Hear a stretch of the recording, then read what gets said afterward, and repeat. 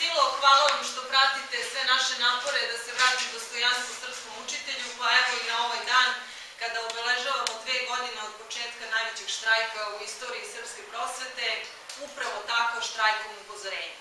Onako kako smo pre 2 godine skratili časove na 30 minuta i bili u tome uporni i čvrsti 5,5 meseci, evo Unija sindikata prosvetnih radnika Srbije odlučila je da danas obeleži ono šta se dešavalo i koji su isti praktično zahtevi već dugi niz, sada već mogu reći godina, a ne samo meseci. Naime, ovaj štrajk upozorenja jeste bio trenutak da podsjetimo na sporazum o rešavanju spornih pitanja i to je bio naš prvi zahtev koji je potpisan davnog sada već maja 2015. godine. Naime, taj sporazum je omogućavao onima koji rade u prosveti jedan pravilan i pravedan, rekla bih, način raspodele državnog novca, a to su platni razredi. Ono na čemu mi insistiramo svakako jeste kompletan sporazum o rešavanju spornih pitanja, ali posebno tačka koja se tiče platnih razreda. Taj zakon koji smo dobili o platnim razredima jeste nešto što je za sada samo slovo na papiru, bez trenutno mogućnosti da shvatimo kada će on početi da se realizuje.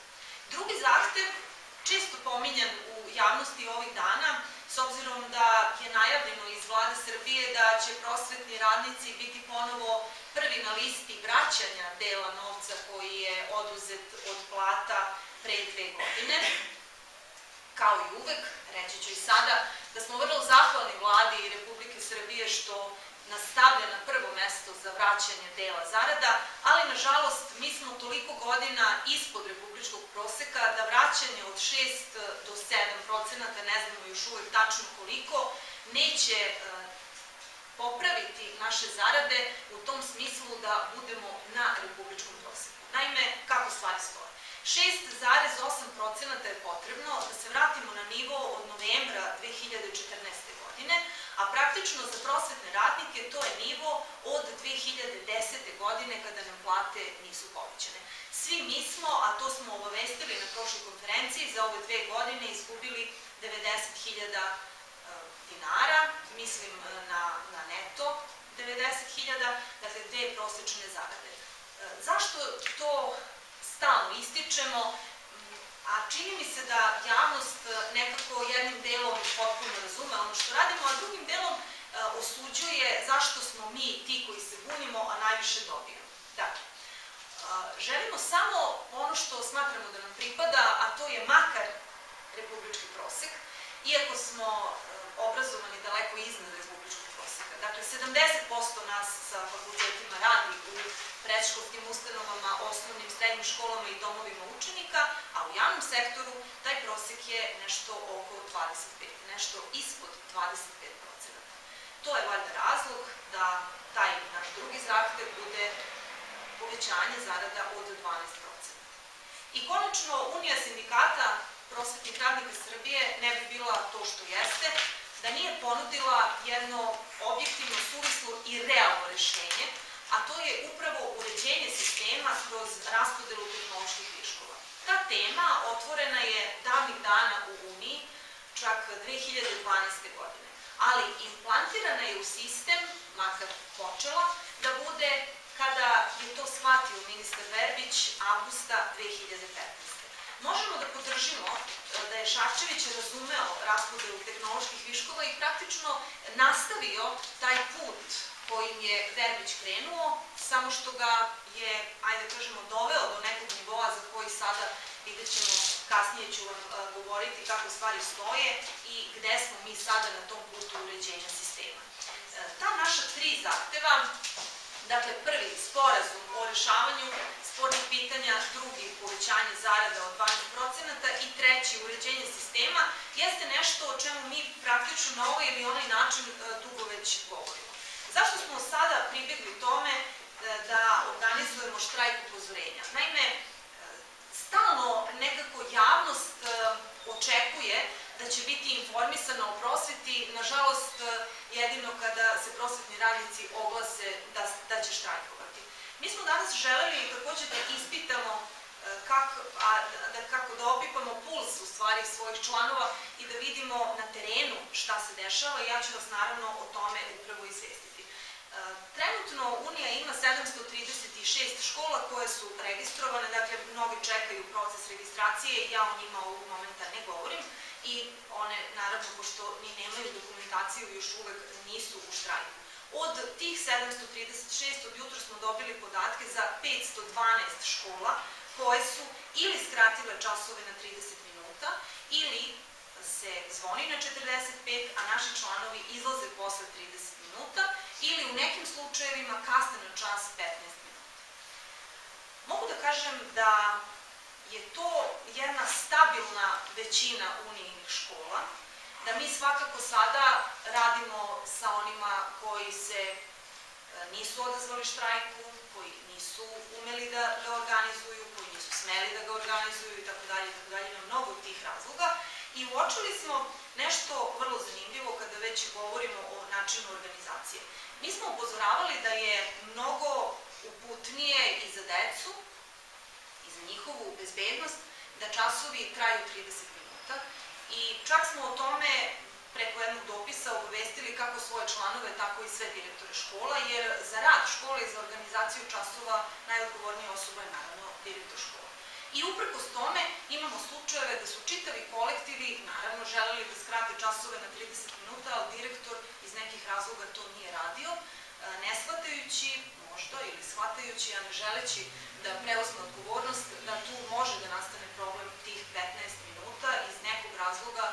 Eto, direktori u nekim školama, a imamo takvih dojava i takvih vesti da se to dešavalo, jednostavno nisu želeli da poslušaju kolektiv. Ono što treba još primetiti, nije to da se nije dešavalo do sada, ali postoje škole u koje su dolazili da pitaju da li štrajkuju članovi, odnosno uniformisana lica, policajci, školski policajci i tako dalje. Da li je to bio vid prinude, pritiska, da li je njih neko iz nekog razloga poslao, to zaista ne bih sada mogla da komentarišem, zato što ja ne znam zbog čega su oni došli. Mi ne radimo ništa ni van zakona, ni protiv zakona. Mi se u zakonskim okvirima borimo za svoju struku i za njeno dostojanstvo, za svakog čoveka koji radi u prosveti, a samim tim i za svako dete koje je u prosveti i smatramo da je apsolutno nedopustiv bilo koji vid pritiska, a posebno ovakav da neko dolazi i da nas ispituje kao da smo mi na nekoj optuženičkoj klupi. Nekoliko podataka koje će vas možda zanimati, koje imamo od prekjuče sada, od utorka, od 15. To su podaci o ovom našem trećem zahtevu, dakle koliko je tehnoloških viškova i šta se po tom pitanju dešava, ali pre toga bih želela da kažem nešto što je čak i mene koja se dosta dugo, mnogo dugo bavim prosvetom i dosta dugo bavim sindikatom, iznenadilo. Da od pre 10 dana, od kada smo najavili štrajk, apsolutno nismo dobili ni jedan poziv ni iz ministarstva, ni iz vlade, da nas niko nije zvao, čak i da nas pita kako smo, a kamoli zašto štrajkujemo. To nas vraća na jednu situaciju u kojoj ne postoji socijalni dijalog u Srbiji. Ja sam često, znate, pratili ste štrajk, govorila da je u vreme štrajka postojao socijalni monolog, pa mi odemo kod ministra Verbića, onda ministar Verbić priča, onda nakon toga mi pričamo, ali nikako to ne bude nešto u sazvučju, a ovoga puta čini mi se da smo čak i taj socijalni monolog ukinuli. Dakle, kada smo se prvi put obratili ministru Šarčeviću 26. septembra, naravno da smo mi tada znali da ministar Šarčević nije čovek koji odlučuje o novcu i o tome koliko će biti plate prosvetnih radnika. Naravno da smo znali. Zašto smo to uradili? Uradili smo iz najmanje dva razloga. Sećate se da kada je došao ministar Šarčević, kada je primio sindikate, mi smo njemu ukazali na tada gorući problem, a to je bilo vraćanje onog dela novca koji je oduzet kroz plate sada već davne 2015. godine. Ministar Šarčević je u saradnji sa sindikatima, shvatajući situaciju u kojoj se nalazimo, rešio taj problem vrlo brzo. Smatrali smo tada da je dobro razgovarati i dalje smatramo da je dobro razgovarati, jer jedino kroz komunikaciju možemo da dođemo i do nekih rešenja. Zašto se sada situacija menja? Zašto nas nije niko pozvao? Zašto je na taj način ponizio sve one koji rade u školi? Zaista ne može biti pitanje za mene, jer ja mogu samo javno da ga postavim, ali ne mogu na njega da odgovorim. I dalje čekamo poziv. Poziv je, kako ministar kaže, da su njegova vrata za sindikata otvorena. Eto, ja mogu da kažem da su vrata Unije sindikata prosvetnih radnika otvorena apsolutno za svaku vrstu komunikacije. Nemamo nikakav problem ko će kod koga doći, ali svakako čekamo poziv. Što se tiče podataka, a onda pretpostavljam da će vas zanimati šta dalje, ovi podaci, evo, najnoviji, koji se nisu mnogo promenili od onih poslednjih. Dakle, centralna radna grupa se sastala pre 2 dana, to je sada već 15. novembar. Centralna radna grupa se sastala u malo drugačijem sastavu. Dakle, tu su svakako bili predstavnici sindikata, predstavnici ministarstva, ali su bili i svi načelnici školskih uprava u Srbiji. Svi ti načelnici, naravno, došli su da vide da li može, odnosno zašto se u njihovim školskim upravama problemi ne rešavaju, bar ne onako kako su obećali da će se rešavati. Ono što je Unija sindikata spremila kao dokument za taj dan jesu slučajevi za koje smo mi smatrali da su najurgentniji, da su slučajevi koji se već izuzetno dugo ne rešavaju i da to ne može nikome da donese dobro. Pre svega ne može da donese dobro ljudima koji se muče i koji nisu rešili svoj status, drugo ne može da donese dobro sistemu i treće ne može da donese dobro opštoj slici, da na jedan način govorimo o uređenju i štednji, a na drugi način, tamo gde možemo da štedimo, ne štedimo. Tako da smo mi, ja ću vam sada ovo u elektronskom obliku, naravno, odmah posle konferencije poslati, tačnije uradit će to Buca, ali sad ću vam reći otprilike kako izgledaju ovi podaci koje smo mi tamo poslali. Školska uprava Novi Sad, osnovna škola Prva Vojvođanska brigada, osnovna škola Jovan Jovanović Zmaj u Sremskoj Kamenici, osnovna škola Slavko Rodić u Bačkom Jarku. Sva 3 slučaja jesu slučajevi da direktor odbija preuzimanje, bez obzira što mu je radna podgrupa sa kompletnom dokumentacijom to poslala. U Kragujevcu to je osnovna škola Svetozar Marković, više slučajeva, zatim u Čačku imamo mašinsko-saobraćajnu školu, o njoj smo, čini mi se, već u par navrata razgovarali i obaveštavali o tome da je direktor dobrano prešao 65. godinu, ali eto i dalje radi i izgleda neće da prestane. Školska uprava Kraljevo, ministru su poslati slučajevi iz škole koja se zove 4. Kraljevački bataljon. Dakle, svu kompletnu dokumentaciju ćete dobiti, a ja sad samo da izlistam. Školska uprava Zrenjanin je vrlo zanimljiva, osnovna škola Vasa Živković iz Pančeva. Zanimljivo je da je u ovom slučaju direktor obavestio da je preuzimanje izvršeno, obavestio javnost, obavestio centralnu grupu, obavestio ministra, a onda se posle ispostavilo da to preuzimanje uopšte nije izvršeno. To hoće se time baviti, vidjet ćemo. Sledeća školska uprava, imamo dosta ovde situacija u toj školi.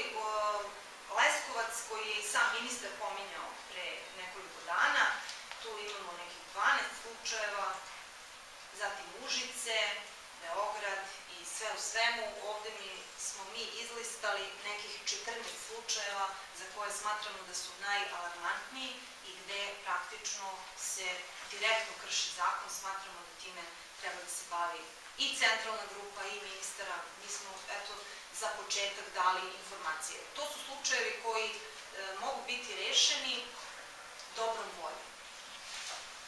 Ali bojim se da dobre volje ne. Ono što ćete me sigurno pitati, pa onda ja unapred da odgovorim, dakle, šta dalje nakon ovog štrajka upozorenja?